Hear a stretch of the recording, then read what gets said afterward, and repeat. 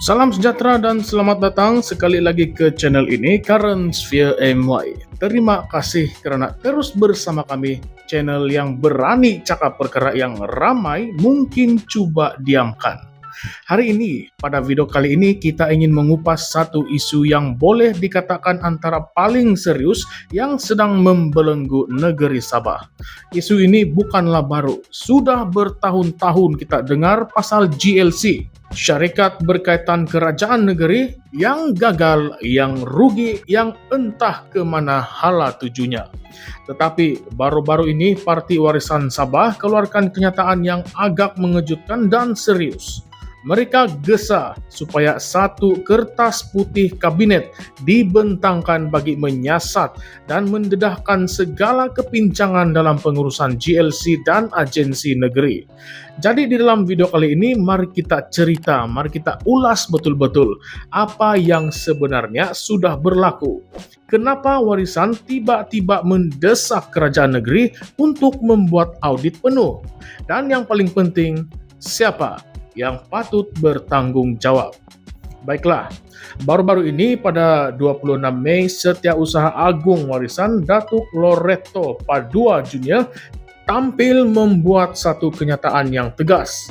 Beliau menggesa kerajaan negeri membentang white paper ataupun kertas putih di peringkat kabinet khusus untuk menjelaskan kepada rakyat Sabah kenapa banyak GLC dan agensi kerajaan negeri yang gagal mencapai prestasi yang sepatutnya.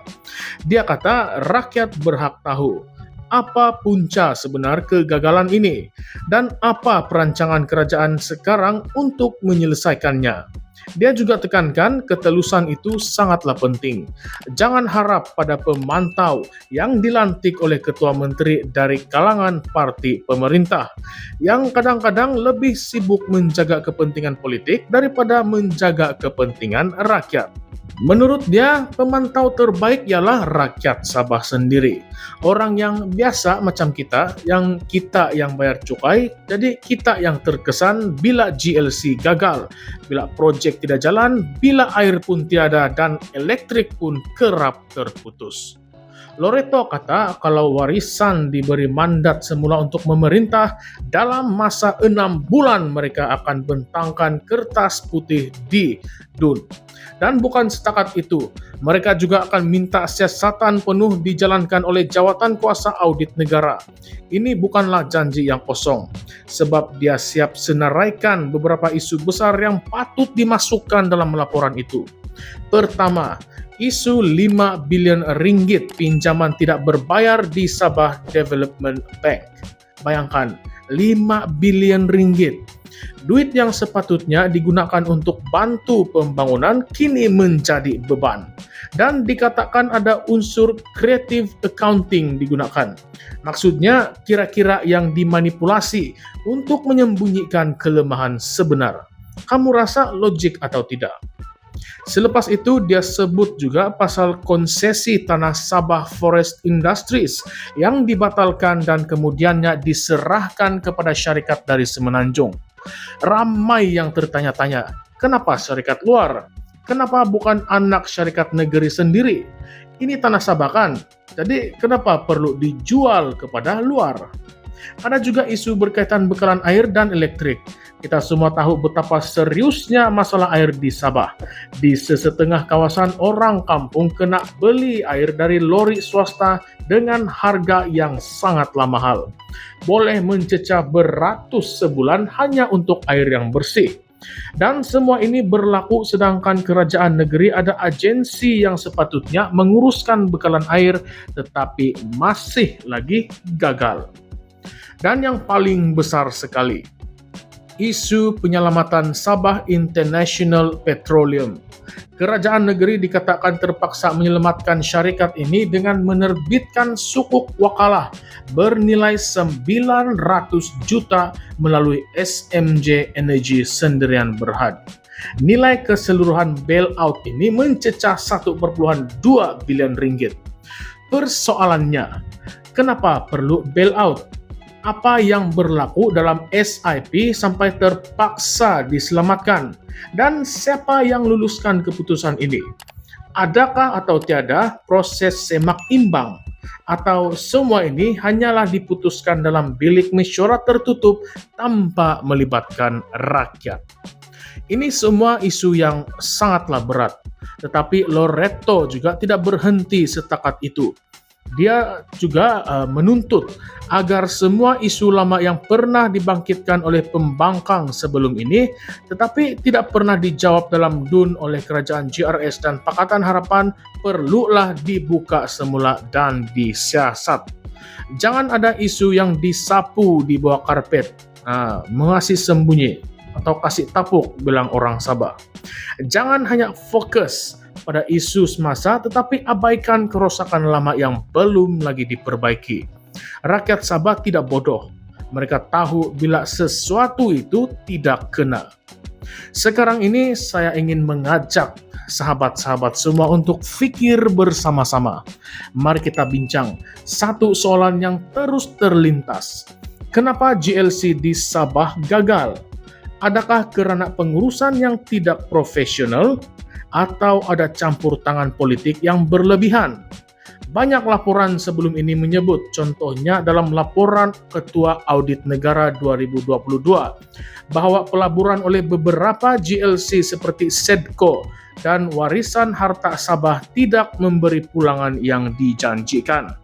Ada juga disebut dalam laporan berkenaan bagaimana kontrak-kontrak besar diberi kepada syarikat-syarikat tertentu tanpa proses tender terbuka. Jadi bila benda ini berlaku, memanglah kita memang patut persoal.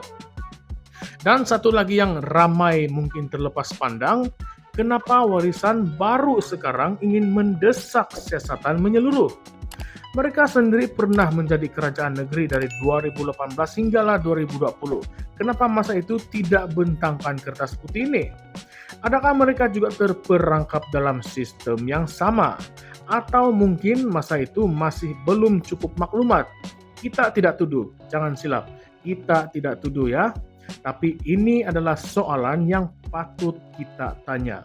Sebab kalau benar Warisan serius inginkan reformasi, rakyat perlu tahu kenapa ia tidak dimulakan semasa mereka ada kuasa dahulu. Dan satu lagi persoalan besar, kenapa tanah konsesi yang dimiliki Sabah boleh diserahkan kepada syarikat semenanjung? Adakah ini satu bentuk penjajahan ekonomi yang halus? Sabah ini kaya dengan sumber, kawan-kawan. Dari hutan, minyak, gas, dan pelancongan. Tetapi kenapa rakyat Sabah masih lagi miskin? Kenapa infrastruktur tertinggal? Kenapa masalah asas macam air dan elektrik pun tidak selesai? Mungkinkah GLC ini sebenarnya telah dijadikan alat untuk mengkayakan individu tertentu yang rapat dengan kuasa politik? Dan bila berlaku kerugian, yang tanggung siapa? Siapa lagi kalau bukan kita, rakyat sendiri. Saya tahu topik hari ini mungkin agak berat, tetapi kita kena berani tanya. Kita kena berani korek. Kalau kita terus diam, terus redho, sampai bila kita ingin melihat negeri kita terus mundur. Gaji rendah, peluang kerja yang terhad, proyek tidak sampai ke akar umbi. Nah, GLC dan agensi negeri sepatutnya menjadi pemangkin pembangunan. Tetapi kalau ia menjadi liability, maka sesuatu mestilah dilakukan. Jadi sahabat-sahabat semua, apakah pandangan Anda? Adakah masa untuk kerajaan negeri Sabah tidak kira siapapun yang memerintah tampil dengan ketelusan yang penuh? Adakah kertas putih ini akan menjadi jalan keluar kepada segala keraguan terhadap GLC?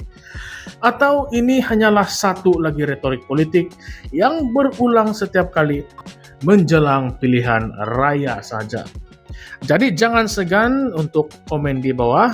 Kita ingin mendengar juga suara sahabat-sahabat semua. Oleh itu tekan like kalau kamu rasa ya, isu ini penting. Share video ini supaya lebih ramai rakyat Sabah dan Malaysia tahu apa yang sedang berlaku. Dan jangan juga lupa subscribe ke channel ini, Karens VMY, channel yang tidak takut untuk membuka pekung di dada demi kebenaran dan masa depan bersama. Sampai kita jumpa lagi di dalam video seterusnya. Ingat sahabat-sahabat, suara rakyat tidak boleh dibungkam. Salam sejahtera, salam perjuangan, dan sekian saja semua. Terima kasih.